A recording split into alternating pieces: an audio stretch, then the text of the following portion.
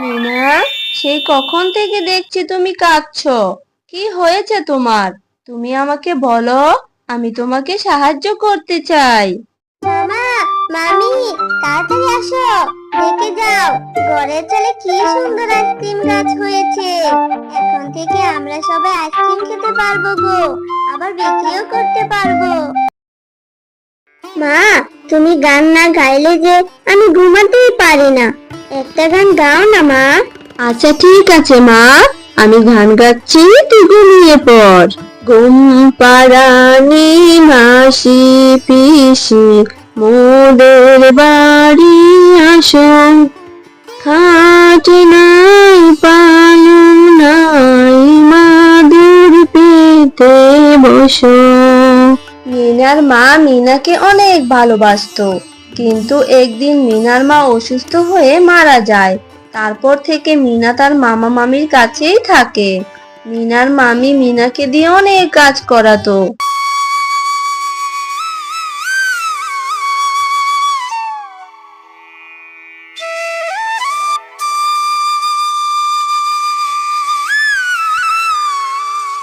মিনা, ও মিনা, কোথায় গেলি শুনি?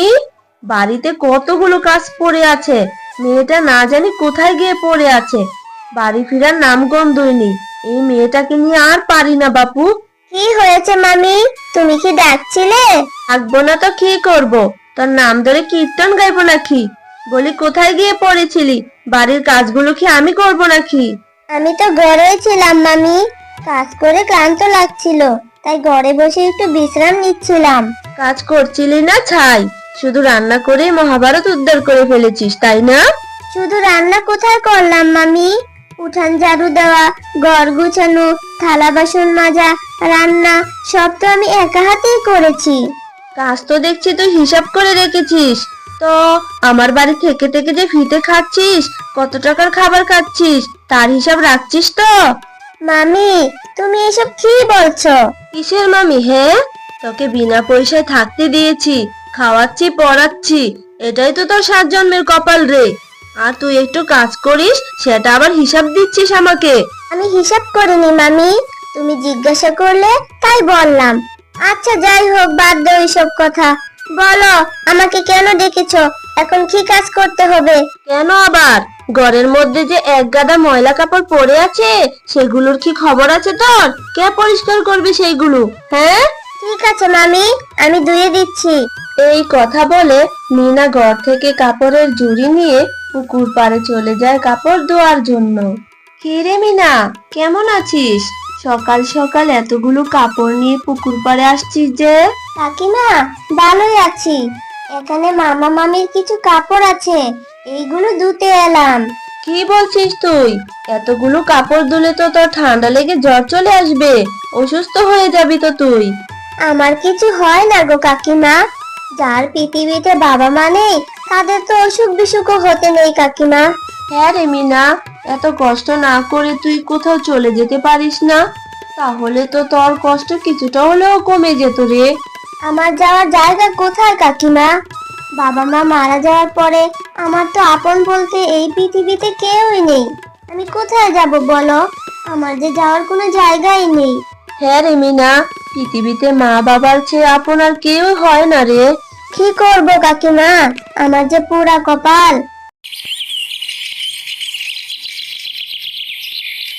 কি ব্যাপার? কোথাও কোনো খাবার নেই কেন? দেখি তো চুলাতে দেখছি আগুন ধরানোই হয়নি। তাহলে কি আজকে এই নবাবজাদি রান্নাই করেনি? এত বড় সাহস, এত বেলা হয়ে গেছে এখনো রান্নাই করেনি। আজকে দেখাচ্ছি এই নবাবজাদিকে মজা। এই কথা বলে মুন্নি শিয়ালিনী রেগে মেগে মিনার কাছে যায় আর গিয়ে বলে, আরে এই জমিদারের বেটি, এত বেলা হয়ে গেছে, তুই এখনো পড়ে পড়ে ঘুমাচ্ছিস? উঠ, উঠ বলছি। রান্না কি তোর মরা মা করবে নাকি শুনি? মামি, এইভাবে কেন বলছো গো? আমার শরীরটা যে জ্বরে পুড়ে যাচ্ছে। রং করছিস আমার সাথে রং? হ্যাঁ, জ্বর নেই বৃষ্টি নেই, জ্বর কি তোর গায়ে আকাশ থেকে উড়ে এসেছে নাকি? আমাকে কি বোকা পেয়েছিস তুই? হ্যাঁ, মামি, গতকাল কাপড় ধোয়াতে আমার ঠান্ডা লেগেছে গো, আর ঠান্ডা লেগে শরীরে জ্বর এসেছে। হুম, সবই ন্যাকামি। সকালে রান্না করিসনি কেন? এখন আমি খাবোটা কি? মামি, আমি তো জ্বরের তাপে উঠতেই পারছি না। আমি কি করে রান্না করব? আজকে রান্নাটা না হয় তুমি করে নেও না মামি। যত বড় মুখ নয় তত বড় কথা। কি বললি? তার এত বড় সাহস? আমাকে রান্না করার কথা বলছিস? দাঁড়া, আজকে তোকে দেখাচ্ছি মজা। কি হয়েছে গিন্নি? এত সকাল সকাল চিল্লাচ্ছ কেন? চিল্লাচ্ছি কি সাধে? তোমার এই ভাগ্নিকে বাড়ি থেকে তাড়াও, না হলে কিন্তু আমি আমার বাপের বাড়ি চলে যাব, এই বলে রাখলাম। কি হয়েছে গিন্নি, সেটা তো বলো। কালকে কয়টা কাপড় ধুয়ে এখনো বিছানায় শুয়ে আছে নবাবজাদি, রান্নাটা পর্যন্ত করেনি, আর বলছে কি আমাকে রান্না করে খেতে। কয়দিন পর পর এই বিচার আচার আমার আর ভালোই লাগে না। কি যে করি। তুমি কি করবে না করবে সেটা জানি না, তবে তুমি মিনাকে বলো বাড়ি থেকে চলে যেতে। আমি দরকার পড়ে কাজের মেয়ে রাখবো, এই বলে দিলাম। দেখ মামি, না অনেকদিনই তো হলো তুই আমাদের সাথে আছিস। এখন বাজার সদাইয়ের যে দাম বেড়েছে, তাতে তিনজনের খরচ চালানো আমার পক্ষে কষ্টকর হয়ে যাচ্ছে। তুই তোর ব্যবস্থা কর না মা। এটা তুমি কি বলছো মামা? এখন আমি এই বয়সে কি করব? কোথায় যাব? কি করবি সেটা তো জানি না, দরকার পড়ে অন্যের বাড়ি গিয়ে কাজ করবি, আর যদি সেটাও না পারিস তাহলে না খেয়ে গিয়ে মর। মামি, আমি যদি তোমার নিজের মেয়ে হতাম তাহলে তুমি এরকম করতে পারতে? বেশি নেকামি না করে এক্ষুনি দূর হ আমার বাড়ি থেকে। অসুস্থ মিনাকে তার মামা মামি অনেক বকাঝকা করে, তারপর মিনা মন খারাপ করে বনের মধ্যে একা একা বসে কান্না করতে থাকে। যদি আমার মা বেঁচে থাকতো তাহলে আমাকে এই ঝড় নিয়ে রাস্তায় বসে থাকতে হতো না। আমার মা আমাকে কত ভালোবাসতো। এখন আমি কোথায় যাব, কি খাবো? মামা মামি আমাকে অনেক বকাঝকা করে। মিনা, সেই কখন থেকে দেখছি তুমি কাঁদছো, কি হয়েছে তোমার? তুমি আমাকে বলো, আমি তোমাকে সাহায্য করতে চাই। তুমি জানো পরি, আমার গায়ে যে অনেক জ্বর এসেছে। আর এই জ্বরের মধ্যে আমি রান্না বান্না করতে পারিনি বলে আমার মামা মামি আমাকে অনেক বকাঝকা করেছে। এই পৃথিবীতে আমার আপন বলতে কেউ নেই। এখন আমি কোথায় যাব, কি খাবো? তুমি বলো। আচ্ছা মিনা, তুমি যদি অনেকগুলো আইসক্রিম পাও তাহলে তুমি সেইগুলো কি করবে? অনেকগুলো আইসক্রিম পেলে তো ভালোই হতো। আমি সেই আইসক্রিম গুলো আমার মতো যাদের মা বাবা নেই তাদেরকে দিতে পারতাম, আর আমি বিক্রি করে নিজের খরচও চালাতে পারতাম। সত্যি মিনা, তুমি অনেক ভালো। তুমি নিজের চিন্তা না করে অন্যদের কথা ভাবো। এই নাও, আমি তোমাকে এই চারা গাছটি দিলাম। এই চারা গাছটি কোনো সাধারণ চারা নয়, এটা হচ্ছে জাদুর আইসক্রিম গাছ। তুমি এই চারাটি ঘরের চালের মধ্যে রোপণ করে দিবে, তারপর দেখবে এই গাছের মধ্যে অনেক আইসক্রিম ধরবে।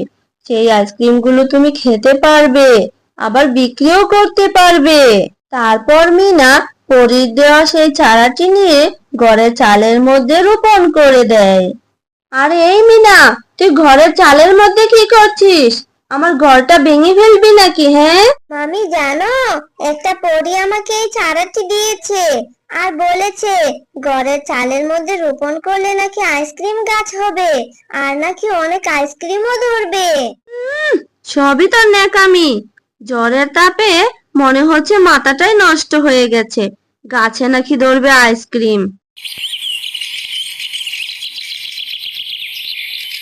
মামা, মামি, তাড়াতাড়ি আসো, দেখে যাও ঘরের চালে কি সুন্দর আইসক্রিম গাছ হয়েছে। এখন থেকে আমরা সবাই আইসক্রিম খেতে পারবো গো, আবার বিক্রিও করতে পারবো। এরপর মিনার মামা মামি আইসক্রিম গাছটি দেখে তো পুরো অবাকই হয়ে যায়। তারপর থেকে মিনার মামা মামি মিনাকে অনেক ভালোবাসতে শুরু করে, আর মিনার মামা আইসক্রিমগুলো একটি ভ্যানে করে বিক্রি করতে শুরু করে। আর এইভাবে মিনা তার মামা মামির সাথে সুখে দিন কাটাতে থাকে।